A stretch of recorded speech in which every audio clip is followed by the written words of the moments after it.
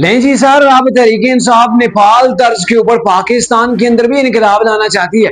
नेपाल के अंदर क्या कुछ हुआ वो तो आपको पता है कि वहां पे वो स्टूडेंट निकले गवर्नमेंट के खिलाफ और फिर फौज ने जो मुदाखलत की और गवर्नमेंट तो रुखसत हो गई, वजीरों को सड़कों के ऊपर जो वो घसीटा गया, फौज ने गोया खू कर दिया और अभी वहां पे निगरान सेटअप है। लेकिन तहरीक इंसाफ ये चाहती है कि ये इनकलाब पाकिस्तान के अंदर भी रोनमा हो और इस इनकलाब की सूरत के अंदर मौजूदा गवर्नमेंट जो वो जेलों के अंदर चली जाए या फिर पाकिस्तान छोड़ के भाग जाए और इमरान खान साहब प्राइम मिनिस्टर ऑफ पाकिस्तान बन जाए। तहरीक इंसाफ की कैद लीडरशिप जो है वो पार्लियामान के अंदर, सेनेट के अंदर और जो है वो गवर्नमेंट के अंदर आ जाए। तो सर मैं आपको याद दिलाता चलूं कि 9 मई को भी तहरीक इंसाफ एक इनकलाब ही बर्पा करना चाह रही थी। ऐसा इनकलाब जो तहरीक इंसाफ की अपनी मंजी ठोक गया, ऐसा इनकलाब जिसने तहरीक इंसाफ की चूड़े हिला दी, ऐसा इनकलाब जो इमरान खान साहब की जेल जाने की बड़ी वजह बन गया।